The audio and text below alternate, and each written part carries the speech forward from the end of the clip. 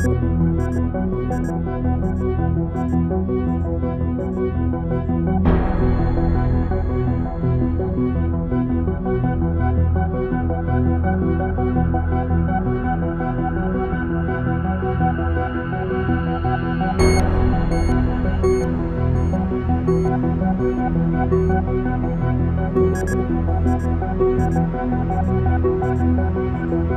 નામ ગણેશભાઈ છે. અમારે સમસ્યા કપાસના ભાવની છે. આખા સુરેન્દ્રનગર જિલ્લાની અંદર કપાસના ભાવ આવતા નથી.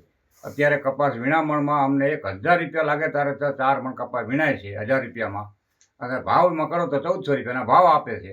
તો અમારે આમાંથી લેવું શું? કપાસમાં કંઈ વળતર વળતું નથી.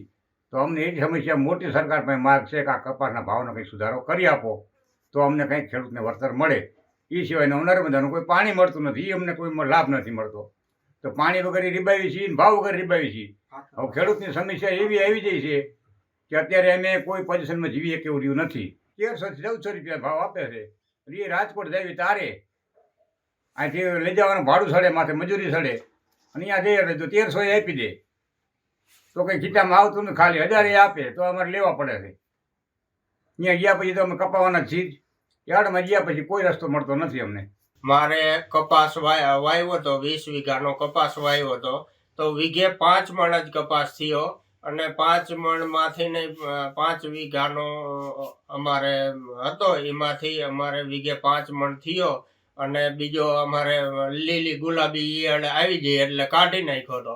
પછી એળમાં લઈ ગયા તો એળમાં ભાવ ન મળ્યો. હવે વીઘે અમારે સાહેબ અમારે ગણીને ખાતર, દવા, પાણી બધું ગણીને લાઈટ, એટલે અમારે અત્યારે કપામાં અમારે મુર્ગા પૈસા નથી થતા. અને સરકાર એમ કહે છે કે ટેકાના ભાવથી અમે લઈ, આમ છે તેમ છે, પણ ટેકાના ભાવમાં કોઈ લેવા વાળું નથી.